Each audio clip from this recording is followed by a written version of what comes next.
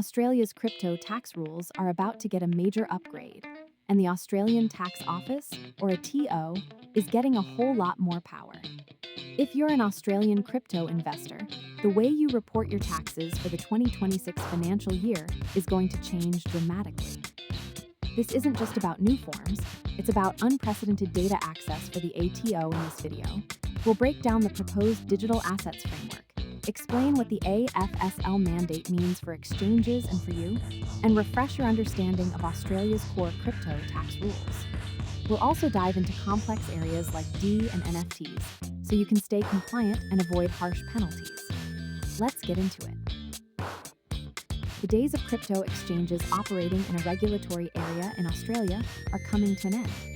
The Australian Treasury has released proposed legislation called the Treasury Laws Amendment, or TLA, Bill 2025-5. This bill aims to formally bring digital asset platforms into the established financial services framework, similar to how traditional banks and brokers are regulated under the Corporations Act 2001. This is a huge shift. The government's goal is to boost consumer protection and market integrity, applying a same activity, same risk, same regulatory outcome principle. For you, the investor, this means a fundamental change in how much visibility the ATO will have over your crypto activities. No more flying under the radar. At the heart of this reform is the creation of a new category, the Digital Asset Platform, or DAP. If a platform holds crypto assets on behalf of its clients, it will likely need an Australian Financial Services License, or a AFSL, to operate legally. This isn't just for huge exchanges. The AFSL mandate kicks in if a platform holds more than $1 million in total digital assets across all customers, or more than $1,500 worth of digital assets for any single client too. Think about it. Almost every major Australian crypto exchange will hit these thresholds. The government is pushing this through quickly, with a potential deadline of 30 June 2026 for existing AFSL holders to update their licenses 6. This shows they're serious about getting these changes implemented fast. While a FSL is a financial regulation, its biggest impact for investors is on taxes. Licensed exchanges will have strict reporting obligations to a SIC, and that data will flow directly to the ATO. The ATO already has a sophisticated crypto assets data matching program, active since the 2014-15 financial year and running through 2025-26. Under this program, Australian crypto exchanges already report user data. But the new AFSL mandate will supercharge this. Instead of fragmented data, the ATO will get standardized, granular, and comprehensive reports straight from regulated platforms. This means they'll see your ID and account details, transaction dates, types and quantities of assets traded, the UD value of each transaction, and even wallet addresses for deposits and withdrawals. This flood of data means the ATO can cross-reference your tax return against exchange records with pinpoint accuracy. The days of forgetting to report crypto-to-crypto swaps or D income are definitely over. With this increased ATO visibility, understanding the basic tax rules is now non-negotiable. The foundational principle is that the ATO treats crypto as property, making it subject to capital gains tax, or CGT. It's not treated as money or foreign currency.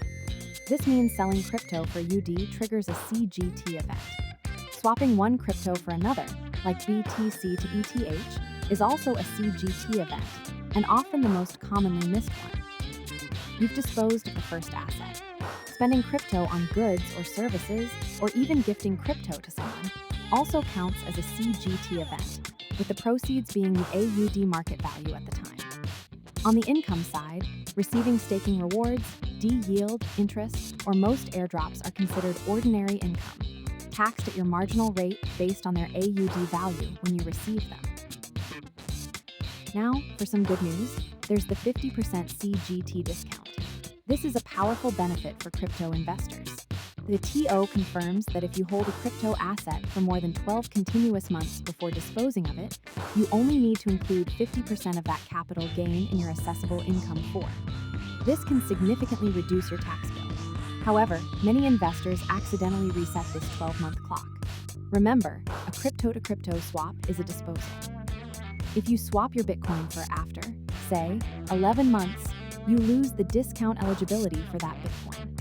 And the 12-month holding period for your new starts fresh from the date of that swap. It's crucial to track your holding periods accurately to take advantage of this discount.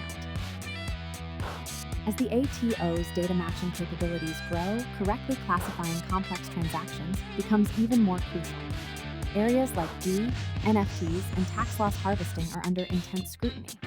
The ATO has issued guidance on but many positions are still developing.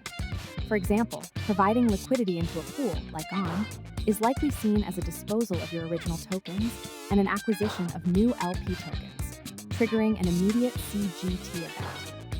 Even wrapping tokens, like ETH2, is likely considered a CGT event by the ATO. Yield farming rewards, on the other hand, are ordinary income, assessed at their AUD market value when received. For NFTs, your tax treatment depends on your activity. If you're an investor, it's CGT.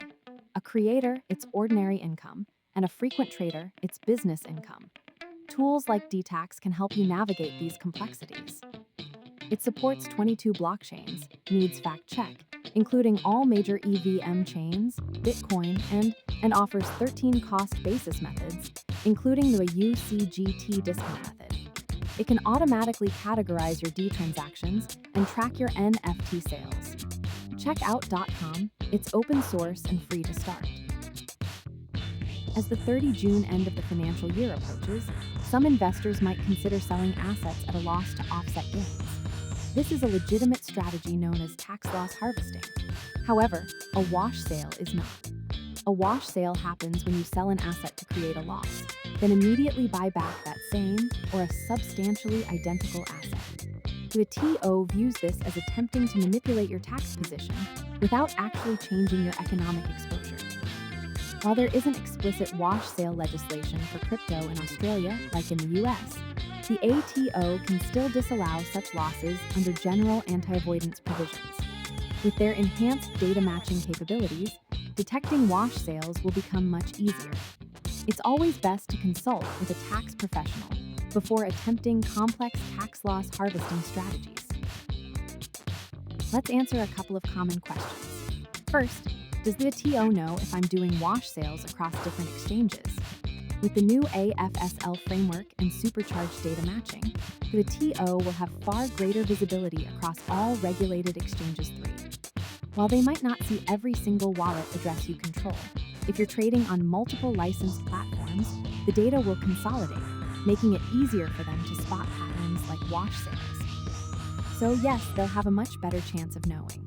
Second, will all crypto exchanges have to get an AFSL? Not necessarily all, but certainly most of the major ones that hold funds on behalf of customers.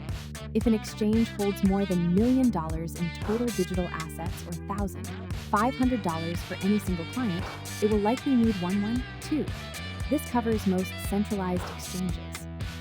Smaller, decentralized platforms or self-custody wallets are generally outside the scope, but your individual tax obligations always remain.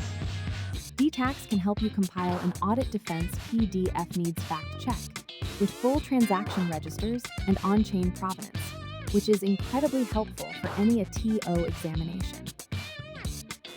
The Australian crypto tax landscape is evolving rapidly. The proposed AFSL framework and the ATO's enhanced data access mean that accurate and comprehensive reporting is no longer optional. It's absolutely essential. Stay informed, understand your obligations, and use the right tools to ensure you're compliant. Don't let these changes catch you off guard. If you found this video helpful, please hit that like button, subscribe for more crypto tax insights, and share it with your fellow Aussie crypto enthusiasts. Thanks for watching, and we'll see you in the next one.